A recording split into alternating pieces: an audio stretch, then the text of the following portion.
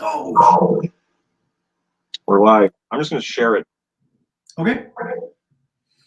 before we get rolling, but you're welcome to talk. All right. Hey, everybody, it's Rich and Quentin.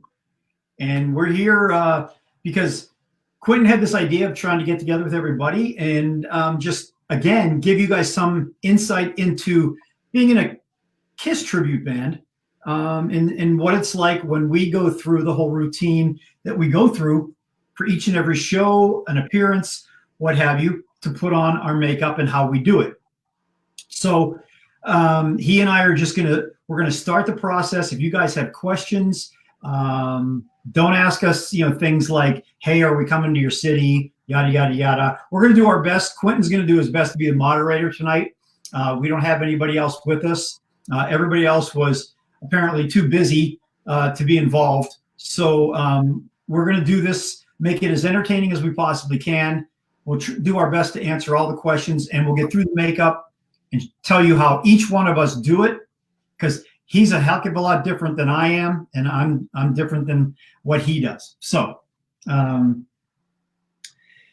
let's see. I will start just by letting you guys know how many people do we have on, Q? We got 55. All right, sweet.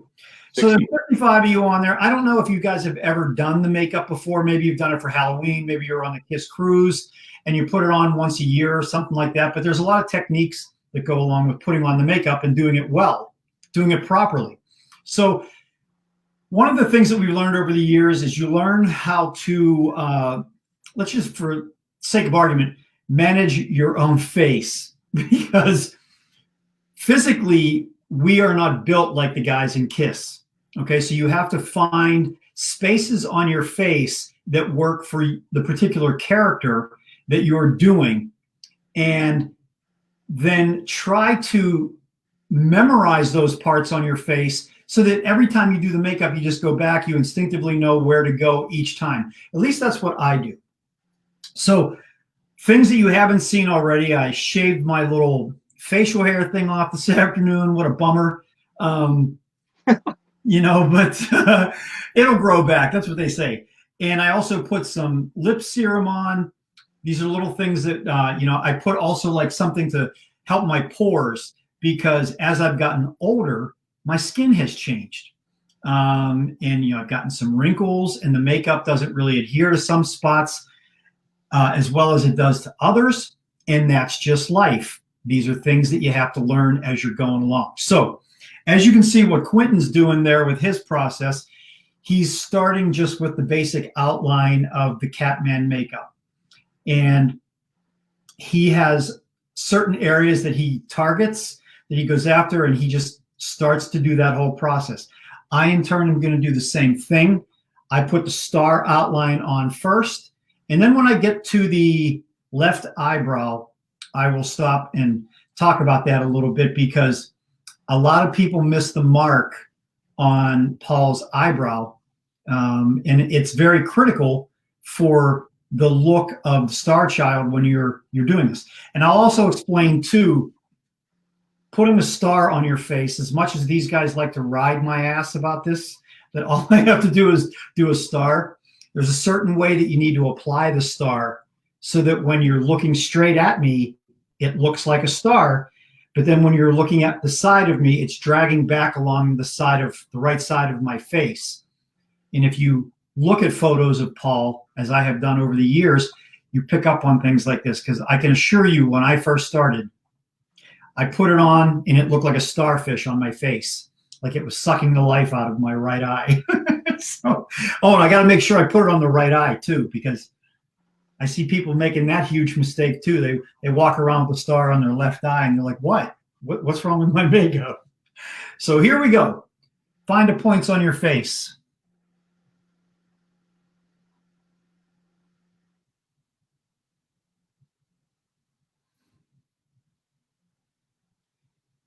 I try to work with the pupil in my eye as a center point, and also try to just configure. The hardest part for me about the star is getting the point above my eye. just simply because of the way that it looks from different angles. And then, you know, my hairline, some guys that I've played in bands with over the years, they shave their hairline. Like if they're doing Gene, they might shave their hairline to make their skin wider to fit the design better. I've known some guys that have done that. I don't do that. It's receding just fine on its own. I don't need to shave it back any more than I absolutely have to.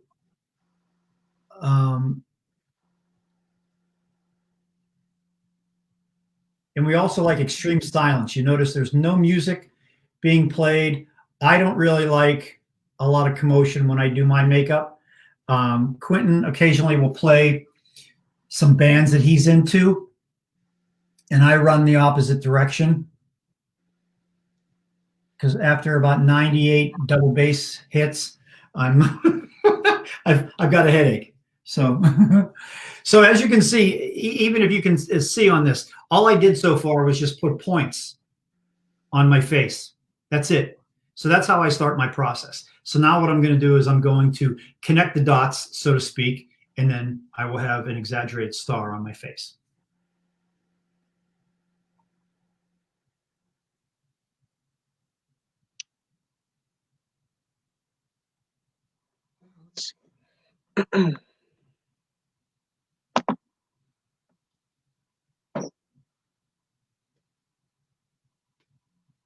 All right, for those who are maybe wondering, I'm kind of not really looking at the comments because the idea here is to just explain what we're doing. It's not really to field questions, as Rich said. So I'll just tell you what kind of materials I'm using along the way. For my outline, I prefer twist style eyeliner pens or pencils. I don't really like the ones you have to sharpen, but it's all preference. I mean, you can use either or. Just make sure it's black. I had like a smoky one or a brown, like dark brown, and that did not really go well. So this one in particular is the CoverGirl Ink It. Let's see if I can, maybe you can't see it. I don't know. There it is. I'm going to be honest, I feel like a 13-year-old trying to build her YouTube channel, but it's fun. So that's what I use for my outline. And from there, the next step that I use is, because this little dot right here has to be white, it's hard to get a brush in there. So I found a white eyeliner pen that is also twist style, made by NYX. Not sure necessarily what that company stands for, but it's just a twist style pen. If you twist it, it all comes out. And I just go in and fill in the little, it's like coloring, like a coloring book. I just go in and follow my lip line and follow the contour right here. Yeah. Well, and you can see clearly that Quentin and I use different materials when we do this process. So everything that he's using, I'm the antichrist of it. I use the actual pencils that you sharpen. They're little guys like this. They're roughly about $7 or $8 at a costume shop. And I just prefer these because I do have artistic background. I like drawing and things like that. So it's easier for me to use something like this. It's pliable. Now, as you can see, I've got the star on my face. Now, it looks really silly, but then, you know, as I turn, you can see how I'm trying to exaggerate the side of the star. Just for the sake of time this evening, I'm not going to go making this look absolutely perfect. But that's pretty much, if you look at me straight on, it kind of looks like a straight star. And if I turn my head, you can see how it's pulling down the side of my face. And that, in my opinion, is what Paul Stanley does to apply his star correctly. If I was going to change anything, I'd probably change this line up here because I think it's just a little bit too thick. But that's just a personal preference after doing this for as long as I have. So now what I'm going to do is I'm going to go over to my left eyebrow. Now, this is something that I think a lot of people miss the mark on. Paul, either he has his eyebrows waxed, shaped, whatever the case is, but they're very exaggerated. and they don't look natural, so to speak, for most people, especially me. So I have to draw on my black eyebrow. So I will do something that looks a lot more exaggerated. So you can see how my eyebrow is just kind of like, not a whole lot to it, pretty light colored and everything, but I'm going to change that by doing this.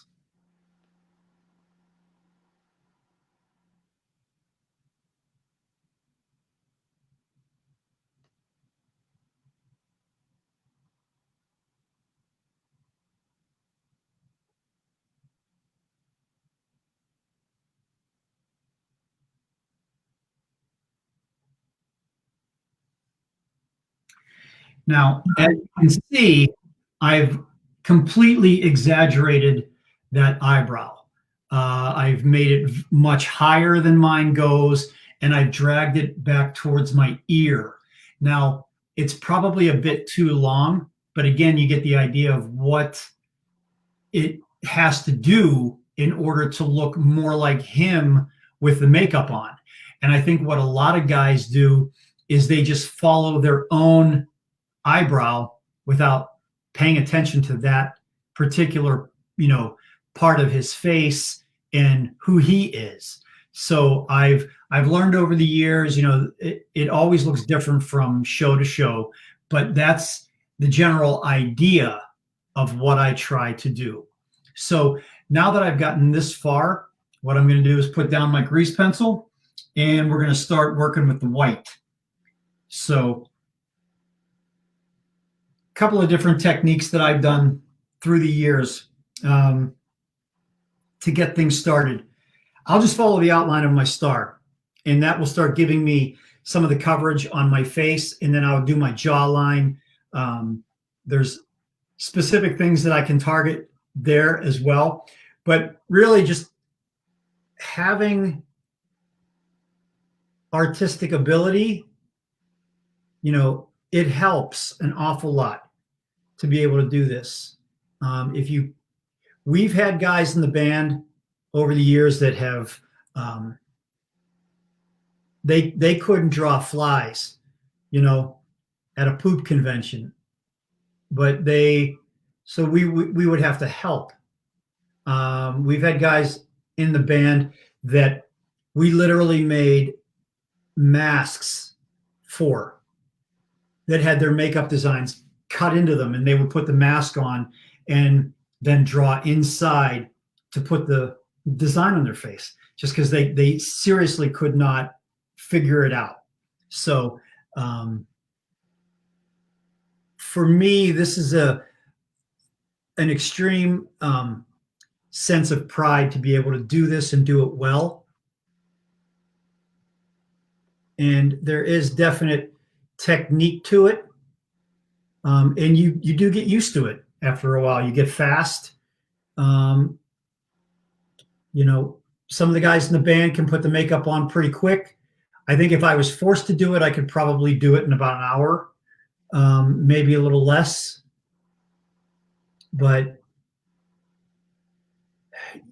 And also, I think it's really important to stress too, a lot of the places that we've played over the years really aren't conducive for a band like ours. These people, they don't build venues in hopes of hiring KISS bands. They build venues to have live entertainment. They don't build them thinking that they're going to have bands come in that need space and accommodations to put on makeup. So when I tell you I put my makeup on in some places and in spaces that have been a lot less desirable, believe me when I tell you. Yeah. Here in Cleveland, there's a place called the Sly Fox, and it's a bar, and we've played that place. Used to play it for years, and we literally put our makeup on in the beer room. So we would have to get there early enough so that we could rearrange the cases of beer so that we could set our makeup mirrors on them and have enough room to be able to apply the makeup, because they literally do not think about it when they hire us. So as you can see, as I've been talking, I've been filling in, along my, I look like the Phantom of the Opera, filling in around my start, and just did all that with a brush. Some people over the years have used a fingertip. The problem with using your fingertip is that it leaves your fingerprint all over your face. And then I'll show you another technique as we go along that will smooth out all of that, because it's very critical. And you've probably seen people at KISS shows that don't know any of these little things. We've learned some of these tricks by going to magic shops, by going to costume shops, by talking to clowns, if you can believe it. Clowns have some really good advice as to, and not us being clowns, the other clowns, the ones that juggle for a living. And but how about a question, Q? There's got to be somebody out there that at least wants to ask something. Have we ever done the makeup from the original album cover? So I guess that question is more so posed to me. I've never done it. I thought about doing it when I was doing maybe Halloween. I would try it, or for when I was doing like Days of Kiss apparel, which if you're into that, if you know what that is, that's a whole thing, but I'm not going to get into that. But no, because this is already kind of hard enough.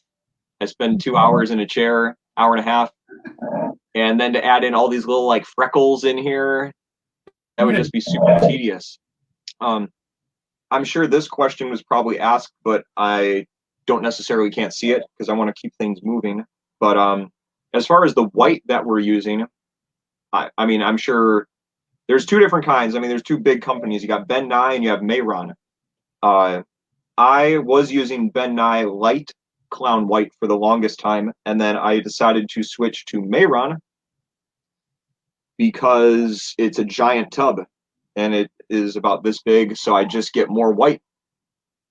And my costume shop might have been out at Ben Nye too. So for those who don't know, this is a type of grease paint, and that's why it adheres to your face and doesn't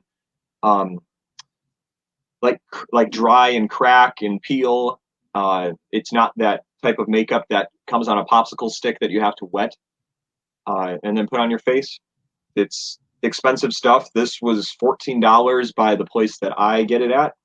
So this tub will probably last me quite a long time, but it goes bad as well because you're accidentally getting your white in with your black and vice versa. So then over time, it kind of can become a little gray.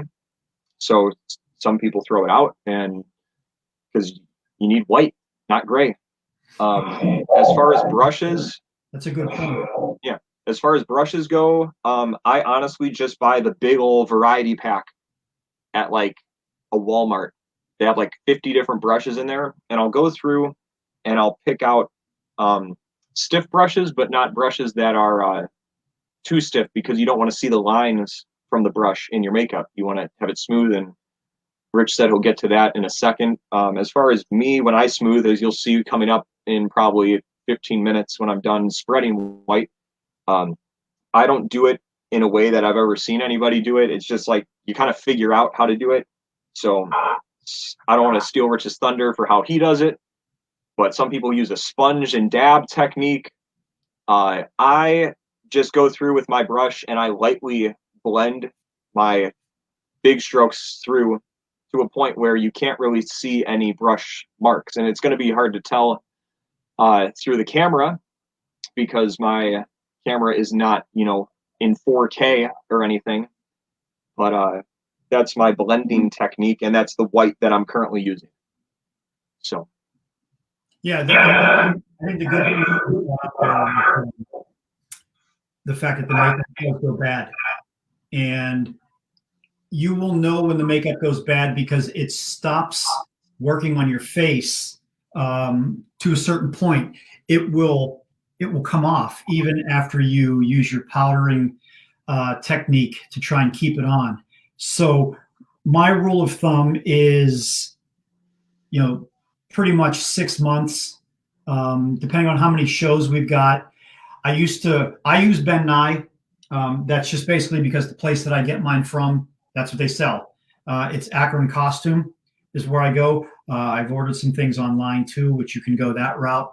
And as you can see, I changed things up for the sake of time this evening. So Q had mentioned something about the little sponges. Now you've probably seen these at Sally Beauty, any drugstore that you go to. They have bags of these little wedges. These are very, very good. I also use,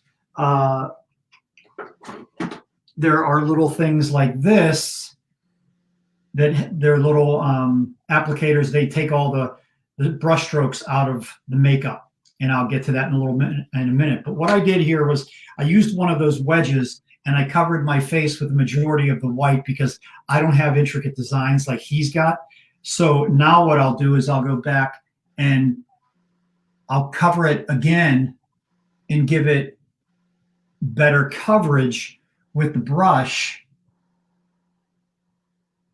And then again, another thing where Paul embellishes his look are his lips. Believe it or not, ladies, his lips are not that plump. He does an awful lot of exaggerating his lips with the makeup. And a particular era that I'd like to point out is right around the time of the solo album. He was really, I mean, his makeup at that point in the career, it was flawless.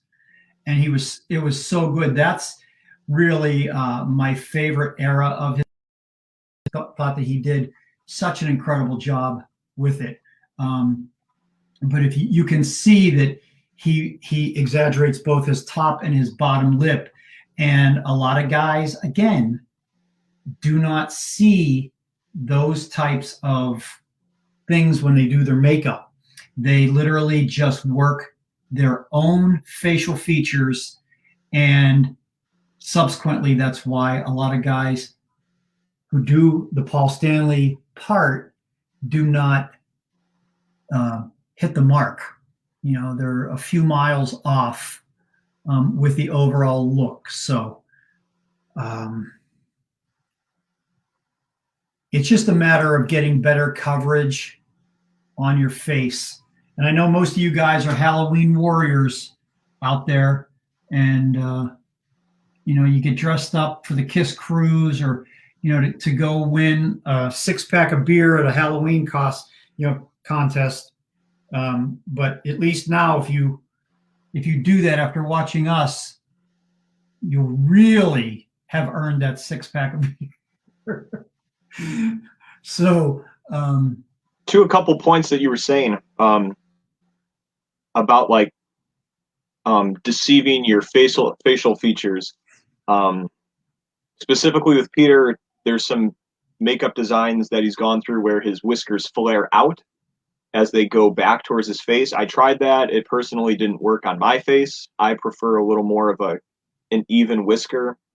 Also, what the guys in Kiss do, and what I'm sure Rich can attest to, and everyone in the band, is with the white on your jawline, you can go through and kind of hide where your personal jawline is and mimic that of the person that you're putting the makeup on. So like my face is a little more square like Eric Singer's, but I try to look more like Peter just because that represents the era we're recreating. So Peter's head's a little more ovular, and I try to narrow my face as it gets down towards my like jawline, chin, and I cut off quite a bit of my jawline.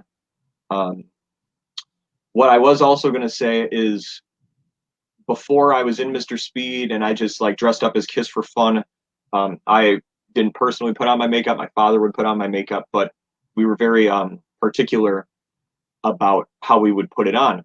So what I've noticed is maybe our costumes weren't, to the level that maybe a UD Replicas is, but our makeup was always very on point because we took our time and tried to do the best job we could. And that always kind of like elevated the costume. You can have a really great costume, but if the makeup isn't right, it maybe it just doesn't look so good. But I feel like if it's the other way around, when your makeup is really good and your costume's maybe lacking in some spots, it can elevate how you look. But that's just my 2 cents. Also, my hand is not very steady, so you're probably watching me hold my brush with 2 hands. I just don't have a very steady hand. So when I'm getting in the detailed parts with getting the white next to the black outline, I need that extra stability. It could also 2 liters of water to drink every day. Well, that keeps me in check. I'll have you know, I only had a can and a 20-ounce bottle today of Coca-Cola. Okay. And I changed it up for a little bit. I had a vanilla Coke. Ooh. I thought I'd get a little fancy today. My boss at work was buying, and I thought, hey, maybe I'll be a little adventurous.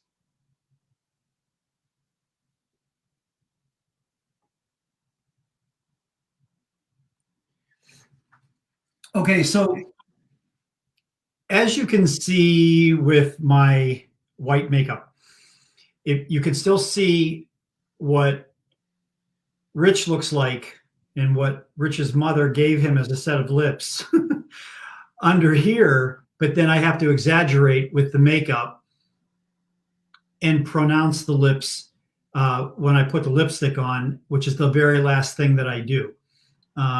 Simply because it's very dangerous when you're using red lipstick against a white background. You can make something look pink very quickly if you're not paying attention. Speaking of a steady hand.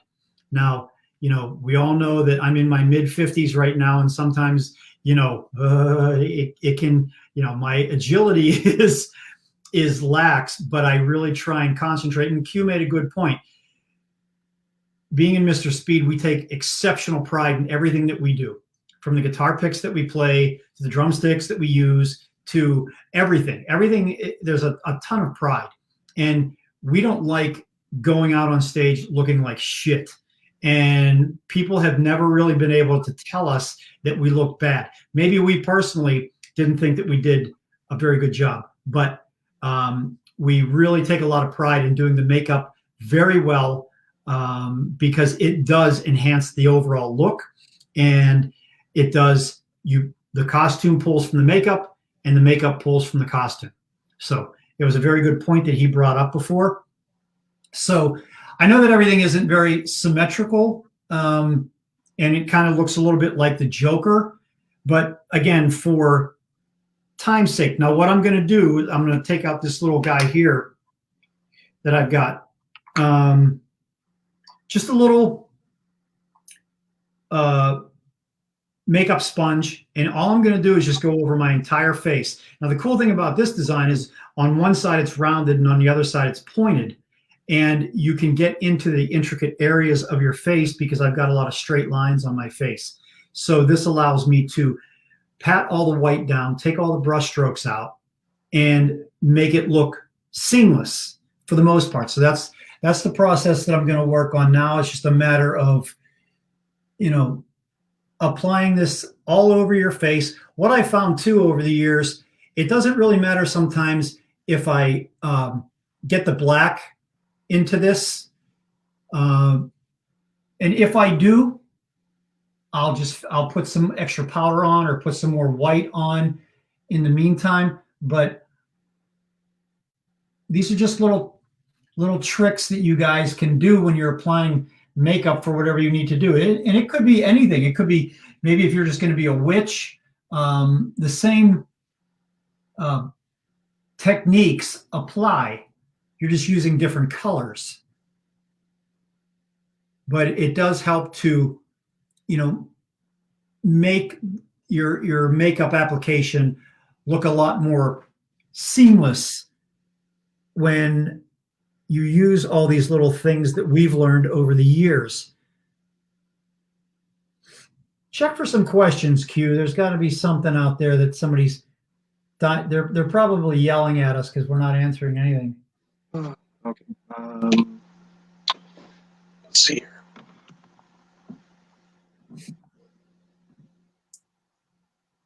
One question that I saw really quick was, have we ever worn anyone else's makeup besides the one that we portray?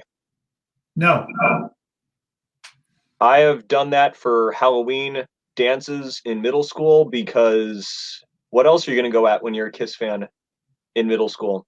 So I've done Gene and Ace and Peter, but that was before I started doing the makeup myself.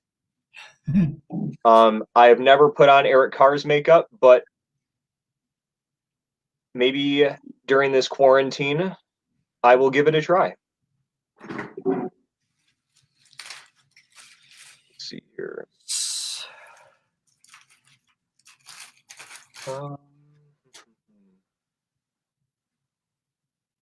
Have we ever done our own variant makeup? I'm guessing possibly that means, Gary, that you're asking if we've ever done our own, like if we were to be in Kiss. I have never, well, that's a lie. When I was 5, I thought I could start my own Kiss band. And then I came up with the design, but I never put it on my face. What about you, Rich? You know, one time when I was in 8th grade, my mom had a Halloween party at my house and invite some people over. And I was just thrilled that she let me do that.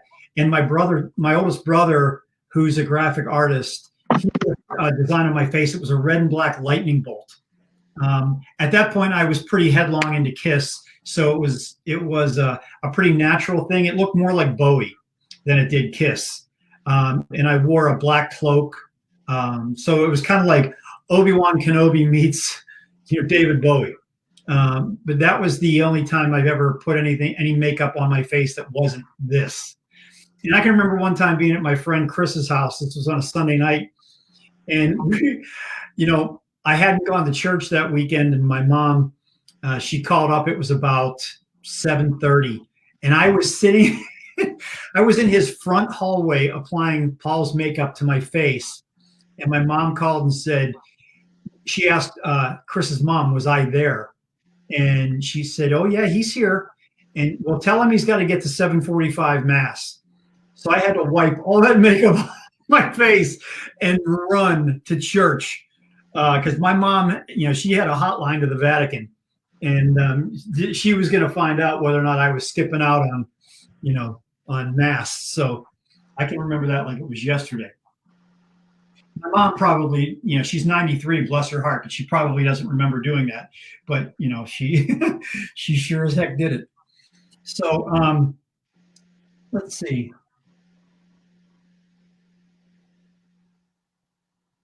One of the problems that I have, and I'm not really sure why, is I sometimes get bleeding from my lips, like the red lipstick will bleed into the white, where my lips join. I'm not really sure why, but that's kind of my biggest nemesis. I have 2 nemesises, that one and doing the black outline around my left eye, because it's very, again, going back to the 78 era, he was very intricate with that work and was excellent at it. So now what I'm going to do is I'm going to move on to the powdering process. And this is interesting because I think we all probably do it a little bit different. But I use, here's an endorsement, Ben Nye neutral set.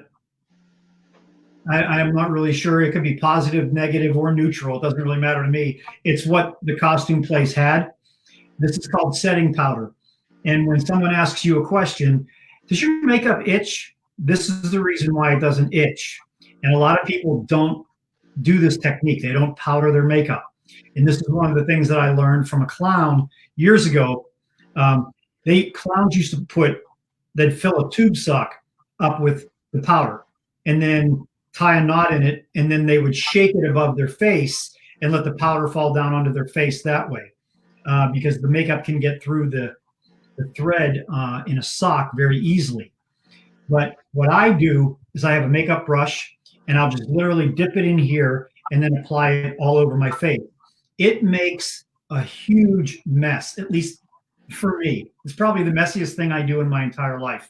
So I will show you a little bit of that technique without getting it all over my laptop and all inside of my bathroom.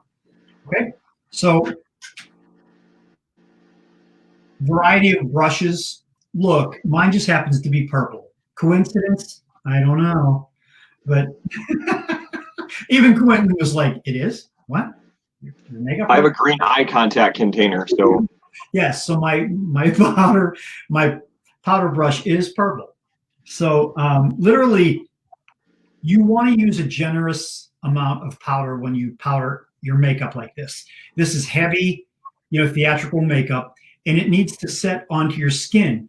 The trick is to leave the powder on for about 5 minutes so it can really set the makeup into your skin. So all I really do, and you'll see it flying all over the place. And all over my laptop.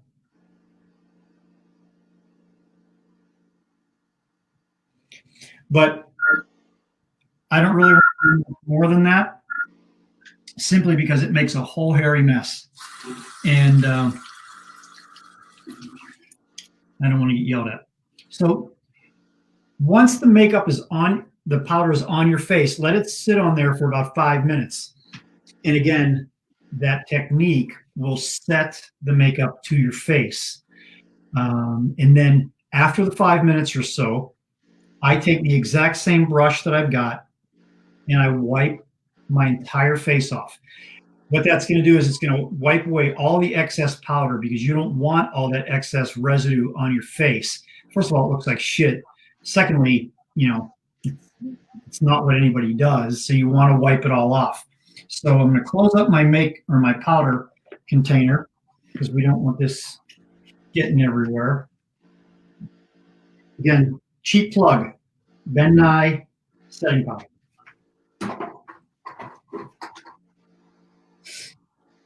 And then all you do, folks, just look in the mirror and you just brush the makeup off.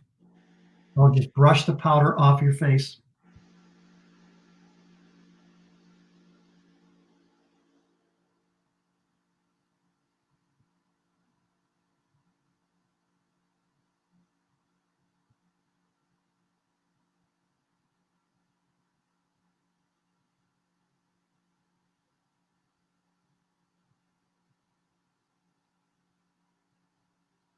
Again, you have your own bathroom and do this. It's a lot more convenient. It's comfortable. No issues. I'm standing on a nice soft towel. But anyway, I'll have to clean off my laptop here later on. So when you get to this point, obviously you can see that Quentin is still filling in the white on his face. Maybe he's going out to a party or something afterwards. I'm not. Now I'm going to take out the black and I'm going to start working on the black. So again, using Ben Nye black. Now they come in a lot of different sizes. The white that I was using, I got these little guys because it's all that they had. They don't last very long. I think I can probably get through about 3 shows with these little things, and then they're garbage. But the black one, I've had this one for a while. I'm due to get a new one. And sometimes what I do too is, after using them, I like to just wipe off a layer of makeup and make it fresh. And since we haven't played since March, that was probably a pretty decent idea to do that, so that I can get down to a better layer of black makeup. Now I've got a totally different brush for doing my black. All these different coverage areas and angles. I prefer to use angled brushes. You can see those. They have a slight angle to them because they get along. Oh, look at that. Neutral set. Same powder as me. Attaboy. And since the work that I'm going to do now on the star is going to be a lot finer, I like to use a brush I have better control with. So process that I use from this point on is I'm just going to go around, again, connect all the dots on my star and my eyebrow, color all of that in, and then do the intricate work around my left eye, and then we'll move on to the lipstick. Okay? So I'll ask Quentin to check the questions, and I'll just start motoring along here.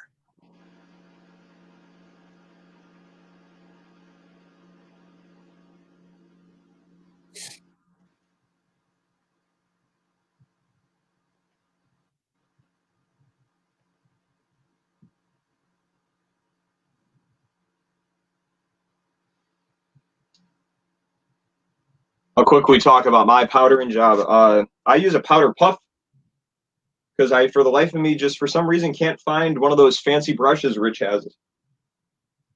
So I just go with a powder puff. They're very cheap. You can buy them at a costume shop. I think anywhere you can buy them at a costume shop. And I dip my puff in the jar and then just spread it around my face, and just cover my whole face. Let's see here. So while this is setting, I will try and find some questions here. Oh, here's a good one. Lori asks if we've ever finished our makeup or started our makeup and gotten a decent amount through and then had to decide to start over because we didn't like the way it looked. Yes. Yeah, typically, I would go back to the situation that Quentin alluded to earlier. If you're using makeup that's bad, once your makeup goes bad, that'll be a sign that you're doing it and you need to replace it because it simply will not adhere to your face. And there's bad makeup too. You don't want to be buying these little makeup things, in Halloween stores, that come in a little packet. That's shitty makeup. It's meant for little kids, something that's not going to last. But if you're really trying to do a good job and you have a sense of pride in what it is that you're trying to do, you want to get good theatrical makeup. And usually you go to a costume shop or something like that. I would not, wait just for, the Halloween store to pop up every October, run in and buy some little vial of, black makeup because it's probably garbage. So you can find a lot of this makeup just online. Again, it's Ben Nye or Mehron, Mehron is how you spell that. And, you can get this stuff shipped right to your house and have it ready for your big cameo once a year when you put the Kiss makeup on. We like to joke about that because we do this so often. Most people, who buy Kiss costumes and things like that they're wearing them once a year. They're not, they're not really doing what we do, semi-professional. We're like minor league Kiss, we do this more often than not. So that's how we get a little bit more fluent at it.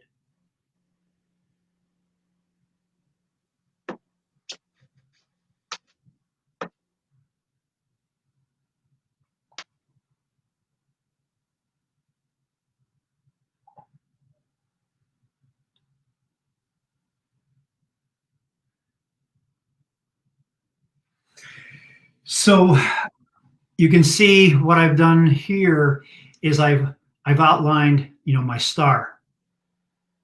It took me probably about 2 minutes to get all the points drawn together. And now it's just a matter of filling all of that in. I will go over and I will do the left eyebrow and probably take me about 5 minutes to get all that stuff done.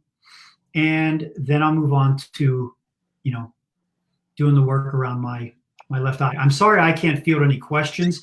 I'm sure there's probably quite a few out there, but I'm just an innocent bystander in this whole process.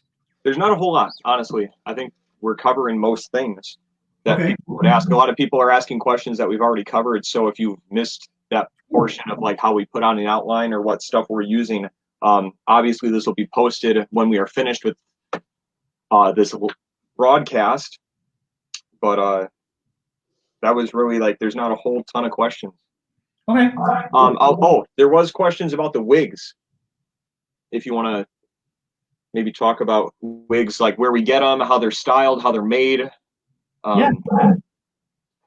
I'm going back to my real hair. There was a portion of time where I decided I wanted to grow my hair and see how long it could take to get to my butt. But I still haven't reached that point. So for the change over to Dynasty, I'm going to switch over to my real hair also because with my costume and having the giant cat fur pelt cape, a wig could potentially get caught in that, and I have to quickly take that off before we start the show.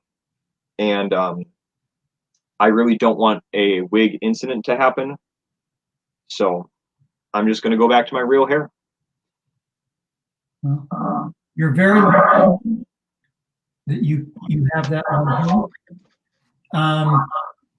Yeah, as far as the wigs are concerned, we have a young guy named Devin that works with our band. He has a knack for being able to construct wigs and build them. So you just go to any wig shop that you can find. Some are better than others. You go in and you find a style that you think might work. You may have to add hair to it. You may have to take hair out of it. And obviously with a wig, once you cut the hair, you really can't put it back. So on average, the wigs I think that I personally use in the end cost me about $500.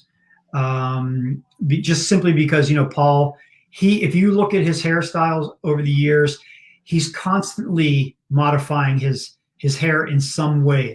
It's real big one tour on top of his head. It's real long in the back on another tour, things like that. I try to find something that works well for my facial features. And I've learned over the years that the curly wigs really don't work well with my look. So I go with more of a wave in my hair. So, Devin maintains the wigs. Basically, he'll build them from taking it out of the bag, adding hair to it, and then I take it to my own personal stylist, and I'll sit in the chair, take a couple of photos, and we will style the wig appropriately. We'll add layers to it, do what we need to do. It's a very tedious process, and it's something that we as the entertainers take very seriously because I can spend $8,000 on a brand new costume, but if my wig looks like shit, it will ruin the entire visual appeal. So it's very critical that you spend the time with the wig and give it the respect that it deserves because it's a very critical part of the overall process. Now, I used to use clips in holding on my wigs to my own hair. 2 years ago, I went and cut my hair real short. Now I'm letting it try to grow back in a little bit longer. But what Devin does with me is we use a combination of tape and spirit gum to hold my wig onto my head.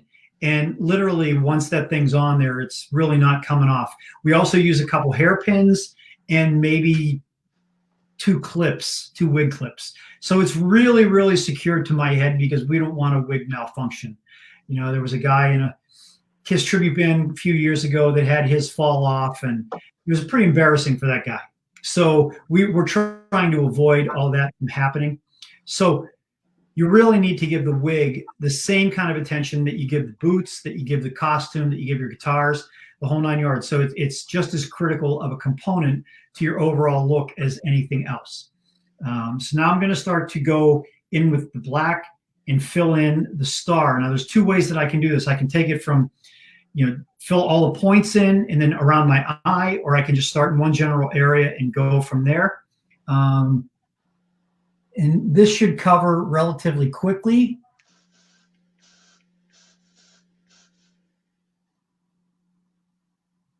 So while Rich is doing that, I applied my green. My green is Ben Nye's Gecko green. There's a couple different colors. They don't make like a Kelly green. They make a darker green. I went for the lighter green because the darker green, as someone pointed out 2 years ago or 3 years ago while we were doing an interview at a trade show, it didn't really show up on the camera, and that's completely fair. So I went and switched to a lighter green, and now you can see it in photos and in interviews and in stuff like this. It also matches the color of the Dynasty costume much better. So that's the reason for that. What I was spraying on my face and Rich will probably get to this in a sec as well. It's sometimes instead of using powder to set your makeup, you can use a spray of some kind. Ben Nye makes a setting spray. I have considered going back to that because what I used was got to be hairspray. And if you've ever sprayed hairspray in your eye, it burns like hell. So, but it's kind of like just one less thing to travel with. So that's why I go with it, because we already have a lot of stuff. We're a band that has a lot of stuff. Yeah. And if I can somehow streamline using one less thing, I think that's a great use of my space and my time. So this is also the same hairspray that I use in my hair, because it's basically glue in a can. You can get it at Walmart for like $5. Who knew? Well, I go home and I get the clothes I wear in the dressing room near Q. They can basically stand up on their own when I get back to the hotel, because he uses so much hairspray. I'm here to tell you, it's out of control. And that's not just a Peter Criss album title. He uses a shit ton. Pause for laughter. Yes. Canned laughter. Yeah, I almost wish we were gigging tonight. My makeup's turning out pretty well just for doing it in my bathroom. Yeah. Yeah. It just goes to show. I mean, aside from that, I wish we were gigging in general, but Yeah. I don't want to just beat a dead horse like that. Yeah. And, state the obvious. So there you can see I colored in the Black Star pretty effortlessly. Once you get it to this point, it's get it, star, point. It kind of goes by pretty quickly. Now the hard part's going to be doing this eye, doing all the work around it. And I don't really need to explain it. You guys have seen thousands of photos of Paul. But there's a certain way that he does it. My face and my eyes, they don't look like his. So I have to make adjustments along the way to help it as much as I can. So I use a very, very thin brush. You can see the point on that guy. There's almost nothing to it. And that allows me to try and get in there and do some intricate dental work on my eye. So I'm not going to, I used to powder, and this is an interesting story. I went to a KISS convention in Toronto 20 years ago, and Bill Aucoin was there. This is when Bill was still alive. And one of the questions I asked him was, did KISS powder their black makeup? And he told me, no, they never did. Well, I came to find out years later that they did. I'm not quite sure why. You can clearly see it throughout, their history in magazines. It just has a gray tint or a gray hue to it. And clearly it's been powdered, because this will be sticky. Their hair will get stuck in it. It's a mess. I used to powder my black. I no longer do, basically just because of time. And also too, I really hate screwing up my makeup. I hate when the black bleeds into the white. But if I wanted to powder this, what I would do, for those of you who want to try it, that same brush, I'd put powder on it, I'd put it above my face, and I'd just sprinkle it down onto my face and let it fall all over the place. The white, the black, everywhere. And then just let it set for about 5 minutes. Then I'd take another brush and lightly brush all of that off of the star. And you're probably thinking, have you ever smeared it? And yes, I have. That's why I stopped powdering my black. Maybe what I'll do is take another one of these wedges, and I'll go and I'll pat down all the black makeup just to take any excess stickiness or excess weight of the makeup that might be on there off, and smooth it out a little bit. So I'm going to go ahead and attack my left eye and see how well I do.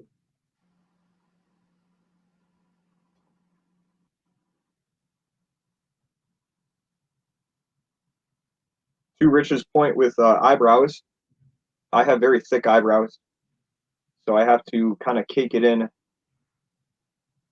so that way my eyebrow doesn't really show through the makeup. In terms of powdering black, I also do not powder black. From photos I've seen, it doesn't look like Peter did back then. I mean, sometimes he did, but then it looks like sometimes he didn't. You can tell by like the sheen from a photo. There's some photos where he was doing the solo album shots with the two Panthers, and it's very apparent that he did not powder it in some of those photos. But then there's some photos where they're doing press conferences for the Phantom of the Park movie, and it's got that gray tinge that Rich was talking about. So perhaps for them too, it was like a time thing. I don't really know. Like, we probably will never know.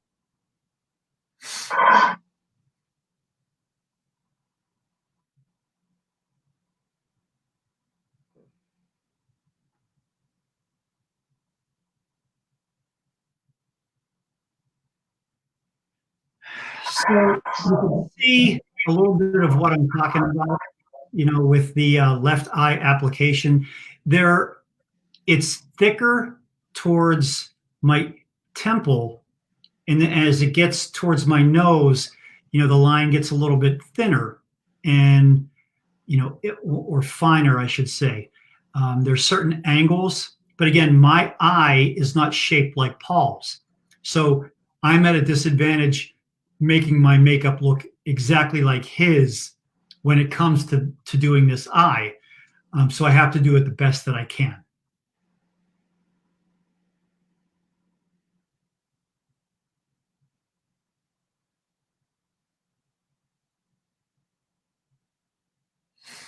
And again, on a given day for a show, this process takes us roughly, 2 hours.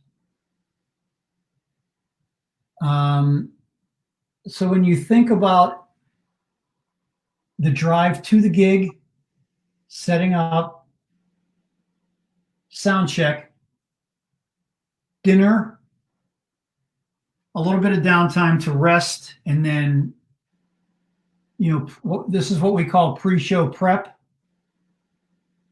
and then play 2 hours, then do the meet and greet, and then tear it all down, load it all out, and then go back to the hotel. Roughly, being in Mr. Speed is, on a show day, is about a 12-hour day. And it's a hell of a lot of work, but it's extremely gratifying because we all do it ourselves. And we're very proud of what we do. I wouldn't want to be in any other band. When my time in Mr. Speed is over and the band ceases, I'll figure something else out. It won't involve putting makeup on, but it'll still be something cool. So anyway, you can see what I did. I'll close my eyelid there and let you see a little bit of how it looks. And then as I open my eyelid, what I've come to notice is that sometimes the separation between the eyebrow and the eyelid is very thin on Paul, and that's one of the mistakes that I commonly make. In the past, I've also used, mascara for my eyelashes and things like that to make them look black, because you get the white powder on there, and then you got, white eyelashes with black around your eyes. It looks kind of silly. But for the most part, for this tutorial, I think I did a pretty good job. I'm going to leave it alone for right now, and that's where I'm at. And now I will start to do my lips.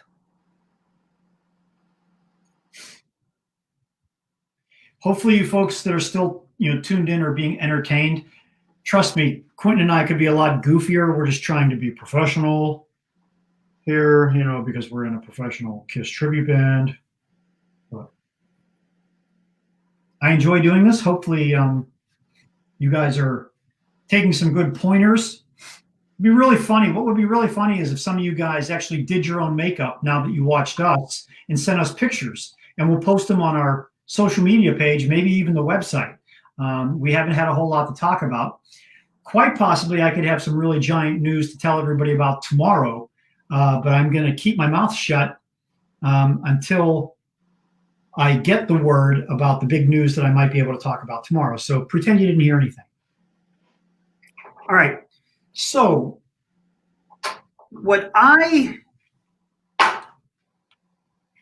everybody knows Kat Von D. I became a fan of her lipstick. And Q, what's the name of that makeup shop they have in the malls? I can't think of it. Mac? No, not. I wish it was Mac. It's in J.C. Penney's. Anyway, that's where I get Kat Von D's stuff, and I like using her stuff simply because of the applicator. Now, ladies, you understand why when they created this little thing, it makes guys in Kiss tribute bands, we were crying because it was so nice, to be able to put lipstick on using this kind of applicator as opposed to using the traditional lipstick, of decades gone by. So I endorse her stuff. I also use this is Maybelline Super Stay, because I sometimes like the matte. I think I'm going to use this tonight and put the Kat Von D away, even though I gave her a shameless plug. I like this. I like the matte finish because it dries. It doesn't look glossy all the time. Some sound guys don't really like the fact that we get makeup and lipstick all over their microphones. So, using this sometimes is pretty cool. So I've got my outline on. I'm going to use the applicator here, and I will be back momentarily. Maybe we'll check for a question, or Quentin has some things he can tell you about. I'm gonna be honest, it's hard to talk when I'm trying to do whiskers. So when I do the whiskers, even though I drew with a black line for the outline, you still need to kind of go over that if you have specific lines. So that way it doesn't look gray. It fills in it where the white and the black meet. It's seamless. Yes, Christina, it's Sephora. That was the makeup place. That's it. Oh, Stacy had it too. Okay, so all the women had it, and that's fine. I'm sorry. Yeah, I remember that. Yes, cool place. Yeah. Rich, how many makeup kits did you go through back in the day? I think over the years, I'm probably on my third makeup kit in 26 years. They seem to last an awful long time. Maybe 4. I had one, an ex-member of the band thought it was a good idea to make everything, to get a road case and put everything in there. It just became cumbersome and an extra thing to carry around. And then when that person was no longer in the band, it was a bad memory. So I threw it away. I didn't want it around anymore. I didn't want to look at it. So now I have one that I bought at Ulta, and it opens up and it has a couple of trays in it. It holds everything that I need to take with me. Now, if we have to do a fly date or something like that, I can condense everything into a small Ziploc bag that I'll need to use for my application. I can put the powder into, a smaller sandwich bag or something like that. As long as I can get through security with it, believe me, I've been through enough airports where I've had makeup thrown away because I, like Quentin, was using the large tubs for many, many years simply because of the affordability of them.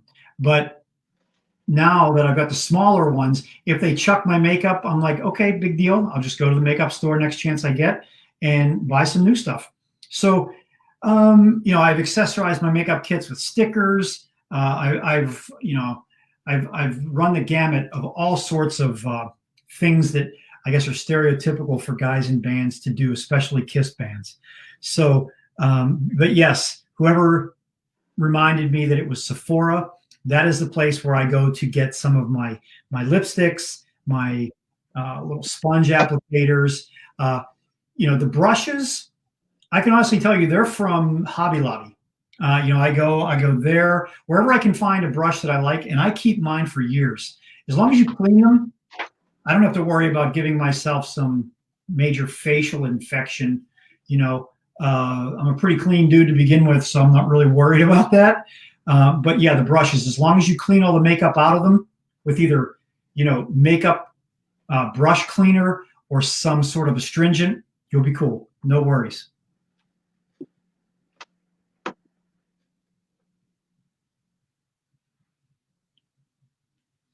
So I walked away. I had to stretch my legs. Kind of thought of some different things to talk about. Rich likes to stand when he does his makeup, but I really like to sit. I don't know why. Maybe because I just like to sit, or I don't know. I like to brace my arms on a tabletop too for these like intricate parts. It just makes it all look cleaner. It's amazing how fast 2 hours can go by when you're doing this. You kind of just get lost in the job at hand, and time flies. But sometimes you got to get up and stretch, maybe get a snack, use the restroom. For my brushes, I clean them, but I don't clean them to the extent that Rich described. I just take some paper towel and clean as much as I can off, and then I put them back. And I have had these same brushes since my very first Kiss tribute band back in that I joined. I didn't start it, but back in 2013. So 6 years of using this, well, more than 6 years, 7 years of using the same brushes. So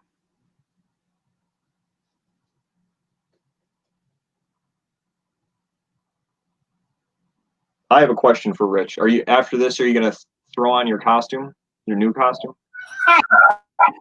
Just to see? Let me think about it. No, I'm not. No, I maybe if we had planned this out a little bit more, I would have, but simply because I don't have my wig available to me because it's at Devin's place, it would be kind of silly, I think, to do that. So again, for just the sake of argument, I think my makeup, for the most part, turned out, pretty good. Then you put it on, you start going, making all kind of Paul faces, acting goofy. And then you start taking selfies. We're real good at taking selfies before the show and then posting them to Instagram before we run out on stage. Especially Jim. Jim likes to do that. And it's always the same picture. It's like the same face. But anyway, you can see it's 8:12 right now. We started this process and I'm done with my makeup for the most part. I could go play right now if I needed to after about an hour's worth of time. So if I really was pressed into doing it, I could probably get it done in about 50 minutes. And you can see, here's one of the things that's already a problem. Now look what happened here. This is what's on my eyelid touched underneath my eyebrow and put a black smudge. Again, something that typically would not happen if I was really, really paying close attention to what it is that I'm doing. But simply because I'm not powdering everything and taking the necessary time and steps, I allowed that to happen. So, but for the most part, you can see if you do take your time, you have a steady hand, and you have the right materials, you can do this. There's some guys in Kiss tribute bands out there. I honestly don't know how they apply their makeup in some of these photos that they put out there for the world to see. We sometimes joke that it looks like they use the heel of a boot to put their makeup on because it's so poorly done. But this is. Can I ask you?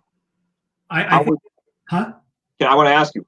Let's say that this is show day, and you have that smudge thing happen in your eye. Yeah. What would you do to fix that? I would cover it with more white.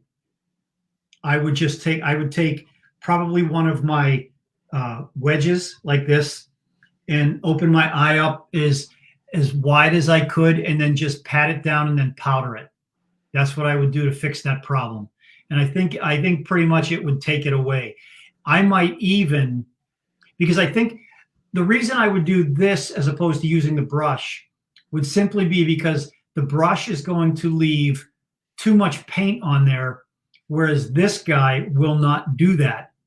And I can pat it and not have just like such heavy coverage with, you know, one swipe of the brush. So I would put white makeup on this wedge and then lift my eye up like that and then get it in there. So if you guys want to see, I'll even try and do it to see what happens. I got nothing to fear. So I just get a little bit of the white makeup on there.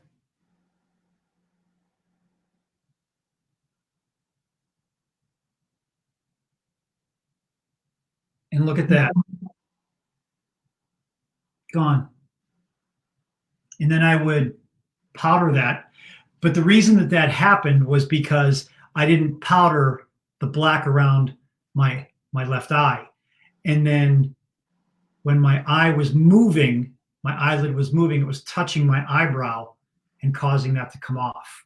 So that's one of the reasons that makeup will run. But now this wedge is shot because it's got both white and black on it. But that's how I would fix that. And then I would powder that some more, set it, and then it would help it to not happen again. So again, as you can see, that, you know, the way that I do my design, you want to be able to pull the star back along the side of your face and use your the space on your face to create the illusion. And then as I'm looking at you, the star looks like it's straight. But then as I turn my head, you can see that I've pulled it back along the side of my face to cover more of the face, which they were trying to do. That was why they put the makeup on their face in the first place. So again, in here you can see where my lips, you know, meet. You can see that there's starting to get a little bit of bleeding, but for the most part, once the wig goes on, the costume goes on, the guitar goes on, all the lights, pomp, and circumstance, the finite details of the makeup kind of disappear. They're not as important anymore. But for the most part, you see what happens after about an hour's worth of time doing this over so many years. I'm able to do it relatively quickly. And some of you out there are probably MFing me because you've tried to do Paul Stanley and maybe wiped it off halfway through the process. But yeah, for the most part, it's pretty good. So then what I'm going to do, I'm going to go ahead and take it all off. And I'm going to show you how that process works too, while Quentin is still working on his makeup. So I'll quickly chime in. I use a lip pen for my red, and the way I went about it is, like Rich said, you have to be strategic in how you apply certain things, because you can maybe cover, like I can cover red with black, but I can't cover red with white because then you get pink, as he said. So the red that I used today was Jordana's Easy Liner for Lips Sidonia Red. It's another retractable pencil. I bought it from, if you have a Walgreens near you, that's where I get my stuff, all these lip pens and eyeliner pencils. So I put the lips on, and then I went back and recovered my whisker outline from my nose over my lip with the same black retractable eyeliner pen, just so that way it's more black and not gray. And now what I'm going to do is apply my silver. So the silver that I use, and I didn't really think ahead on this, but oh, here we go. It's Mayron's Metallic Powder Silver. This is the same stuff me and Mark use for our silver. So if you're going as Ace, this is the stuff we use. What it is it's a powder in a little jar. It's $9 at the place I get it at, which is Miller and Campbell in Milwaukee, Wisconsin. There's a couple different ways you can do it. They sell a mixing liquid that you can mix with the powder, and what that does is it will create it into however thick or thin of a paste you want it to be. I found that the thicker the paste works best for me. I know Mark puts it on pretty thin. If you don't want to buy the mixing component, you can use baby oil. And I don't need a lot of silver on my makeup, so I just buy the jar and I just use some baby oil at the house, and I'll mix it in a little eye contact container, so that way I don't have to continually mix it each show. I just whip up a big batch and I leave it pretty pasty. Like I can turn it upside down and it's not going to fall out, because all it is just a little dollop on my nose. That's my silver. So what I do is I put the silver on first, and then I'll go back with the black and cover and kind of shape the outline of, well, the shape of the silver. And that's pretty much where my makeup stops after that. But you'll be seeing it as Rich explains how he defaces himself. And one thing I didn't mention before, but I know you touched on you, was a setting spray. I got this particular brand, which is called Urban Decay All Nighter. I got this at Sephora. And I think this is pretty expensive shit. Sometimes, when you're in a rock band, you just walk in, you just drop money like there's no tomorrow. And that's pretty much what I did. This is the second bottle of this stuff.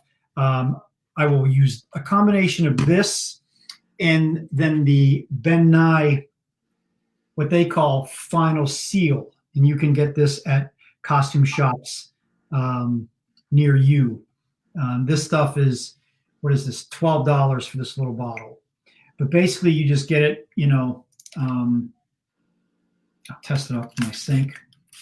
Comes out in a mist.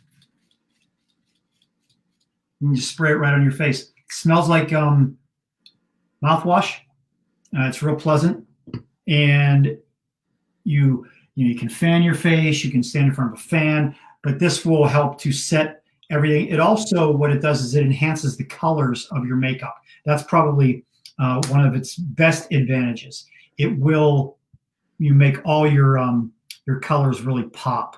Because once you put the makeup on, the powder subdues the colors, turning, the black a grayish hue, and things like that. What this will do is when you spray it on, it will bring those colors back to life again, as well as set the makeup permanently to your face until you're ready to physically, scrub it off of your face. So I wanted to talk about those two things too. Now, what I use for the most part is a combination of makeup remover wipes and cold cream. I happen to use Pond's because that's what Drug Mart sells. So I got this there. It fits in my makeup container, and you don't need a whole bunch of it at all. It is kind of a messy process. I am going to slip out of my bathroom, get some makeup wipes because I don't have any in here in my makeup kit, and then I will be back. Maybe we can grab a question or two from the studio audience in the process. Oh, sure. Discussing my nose as I look up questions, so I apologize for this awful angle. I have really large nostrils, and I'm not sure if that's because I picked my nose too much as a child or what, but subsequently I need to put makeup inside my nose, and I don't put it up my nose, I just put it inside my nose. And that's just because I have big nostrils. I don't know what else to tell you. Bill, how are you? Will I go to the grocery store with makeup on? No. I used to, after going to see Kiss concerts, I would go out to like a Denny's or like a diner that's 24 hours and just eat and wreak havoc on the town. But I just don't do that really anymore. I don't know. I kind of grew out of that. So, but I am going to go over, for those who care, I'm going to go over to my girlfriend's house, put this makeup on her. Not this makeup, but I'll apply it to her face and we'll take photos or something. But that's what I got on my agenda this evening. Rich. Yo. What was the process for learning the mannerisms for Paul Stanley? I don't know. I'll let everybody know. No, the process was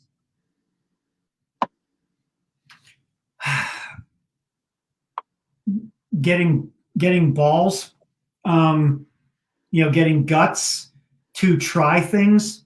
Very early on in our career, I was very shy, very afraid to try anything. I was embarrassed to try things on stage. And then once you start getting some years under your belt, some shows, behind you and things like that, and you figure out some things that work, you just start to be, you gain confidence. Plus, I've watched a lot of videos. I've seen Kiss 65 times in concert. I pay attention to what it is that I'm doing there. I think what I do that sets me apart from a lot of the other guys, this is my own personal assessment, is I pay attention to the little things that the other guys don't do. And I've had people talk to me about this, personally. A friend of ours, up in Boston, whose name is Bruce, he saw us a couple of years ago when we played up there just doing sound check. And he came over to me afterwards and said, you hold your pick exactly like Paul when you're not even playing. And they're just little things that I do like that sometimes I don't even think about. And he also told me that I strum like Paul, like my hand looks like Paul's hand when I play. So those are things that I feel subliminally I'm doing, and I don't even realize I'm doing it, but it comes from just years of seeing the band live in concert and paying attention. And what I mean by that is there's only been one concert in my entire life that I went to where I was actually drunk. And that was a Dead Daisies show a couple of years ago. And that was a bad night. But every time I've ever seen Kiss, I've paid hard-earned money for the shows, and I've been completely sober. I was never one of those people that would, get wasted to go to a concert, because I was going because I love the band and the music. I wasn't going to forget everything. That wasn't my deal. So, yeah, I learned how to do my thing, my portrayal of Paul, by seeing Kiss in concert, looking at photos, and watching a lot of video. That's how I did. So, again, I've got some Neutrogena makeup remover wipes, and I've got my Pond's cold cream. And basically what I will do is I'll just stick this wipe in here like this.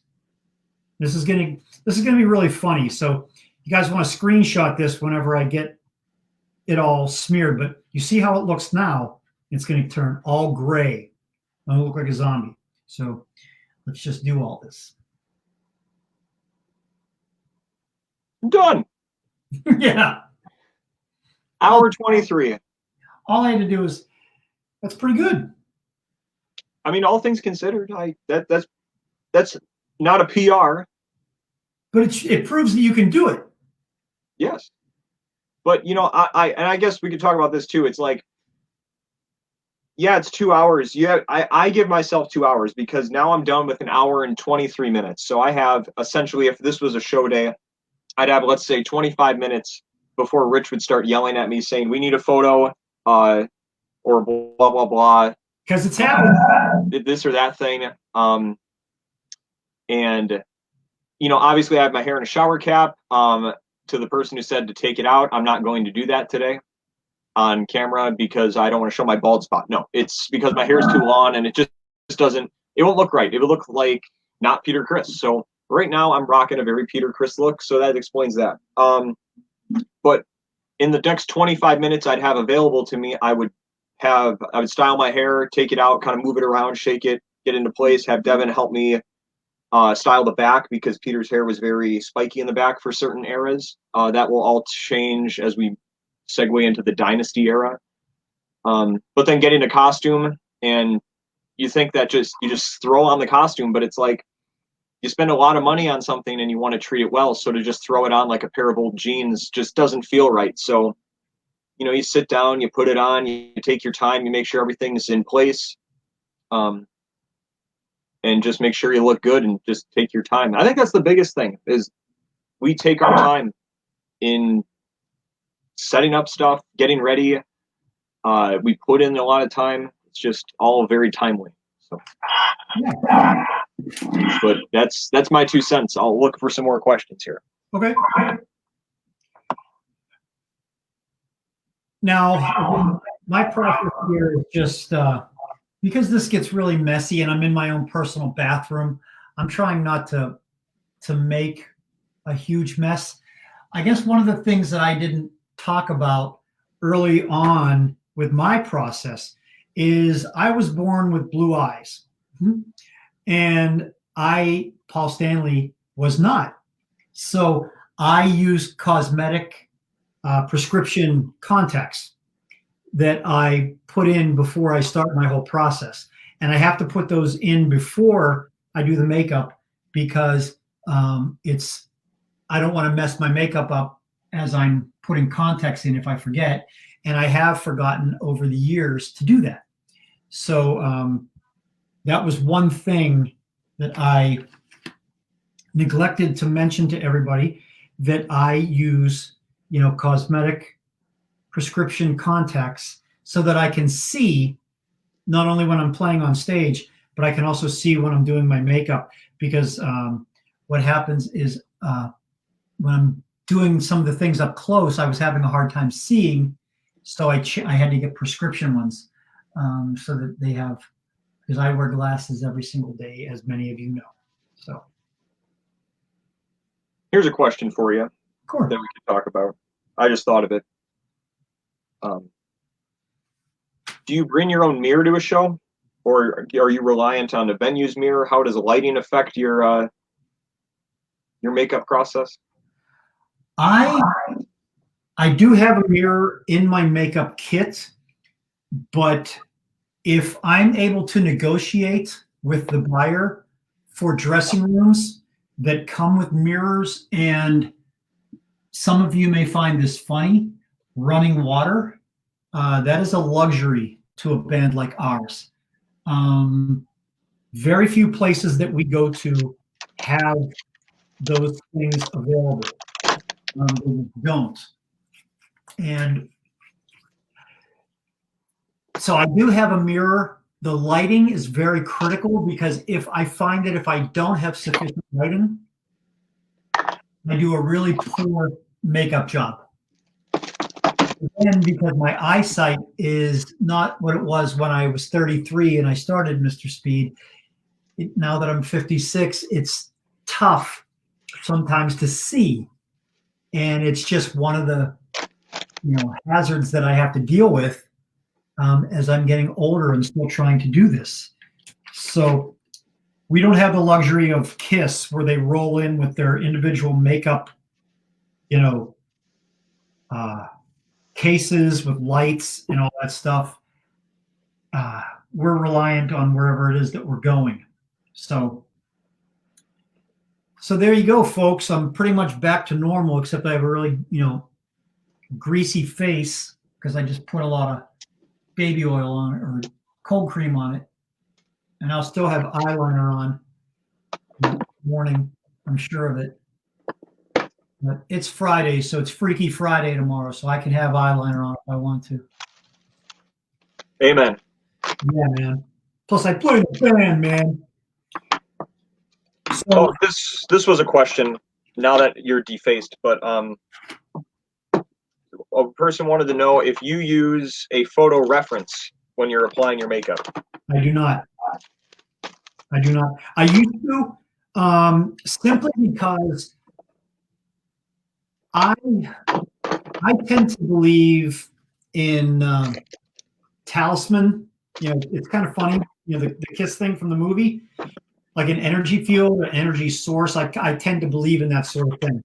So I think we have some trinkets like around the stage. Like Jim might have like a Star Wars thing. I might have, like a striper thing or something like that. Quentin has Batman things. We all pull, energy from different sources. So over the years in some of my old makeup kits, I did have photos of Paul. Particularly if you remember the one from '79, it was a Dynasty shot where he had his guitar upside down and he was pointing like this down the body of the guitar. I used to carry that photo in my makeup kit for a lot of years, simply because I thought it was a good photo to reference for the makeup. But I don't have anything in there anymore. Lately, I've gotten into having stickers, on my gear and my cases as reminders of places that we've been and things that we've done.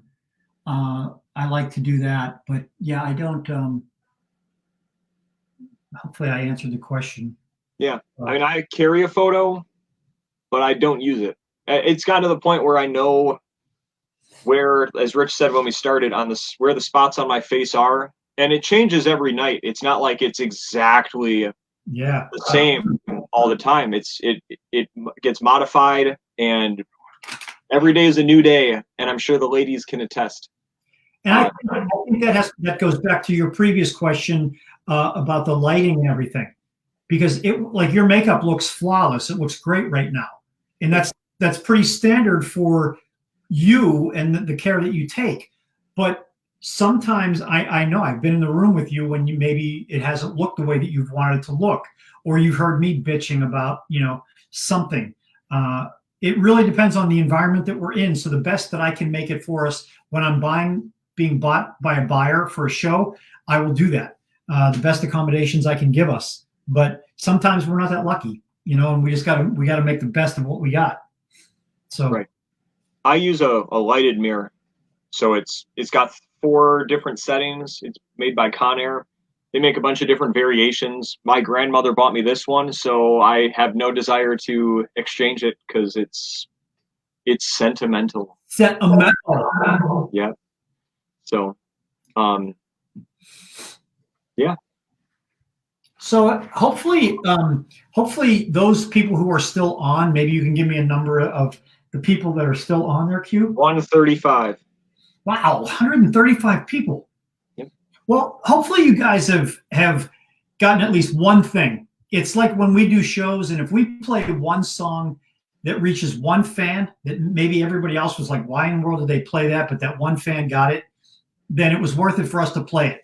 If we did something tonight that made you think, wow, I didn't know you could do that, or that's a good idea, or something to help you with your makeup process, because hopefully some of you guys are going out dressed as Kiss at some point in your life to a party.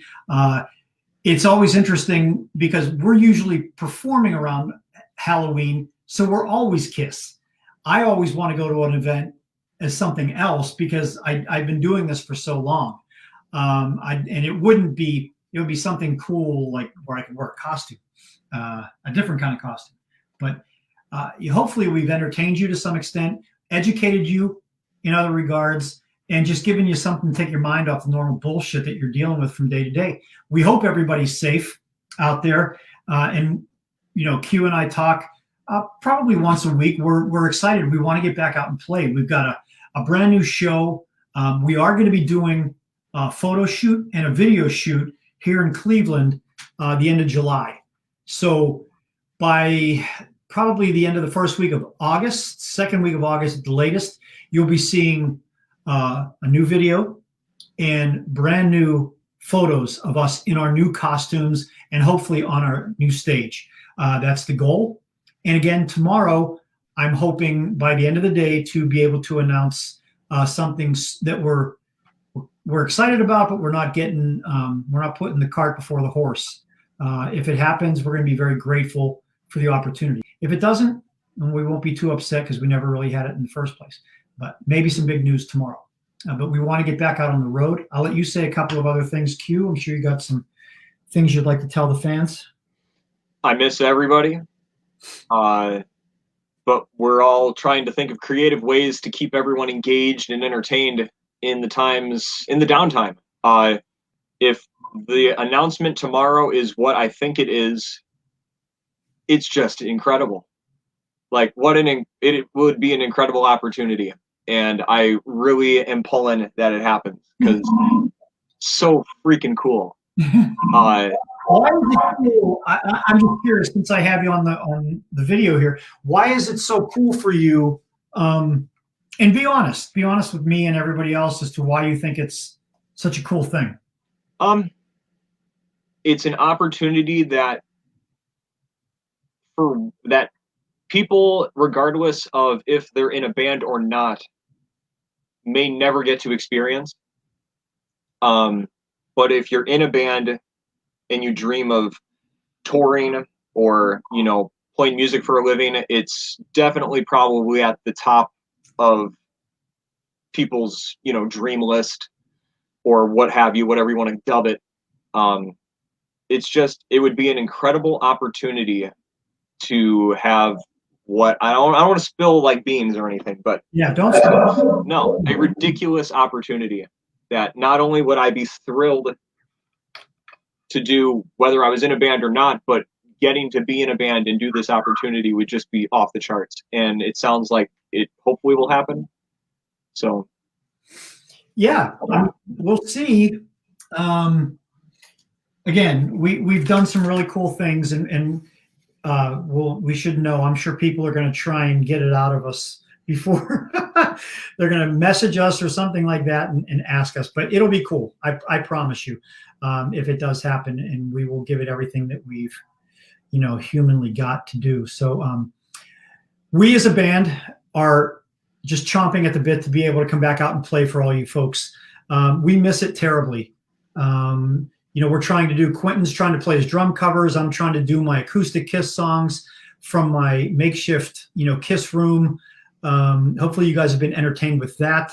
And as soon as we can possibly get back out there and do this safely and have a good time with it, we're going to do it. You know, we've got, like we said, we've got a brand new stage, brand new costumes. And soon we'll have a new video and some new photos to share with everybody. And you can bet your ass we're going to give it everything we got to make it look awesome. So I want to thank Quentin for inviting me to do this tonight, because I wouldn't have missed it for the world. So this is Rich signing off from Cleveland, Ohio. Thanks, everybody, for all your support. We love you guys, and we are absolutely shit without you. Thanks, everybody, from Milwaukee, Wisconsin. Quentin Kufall. Peace out. Peace.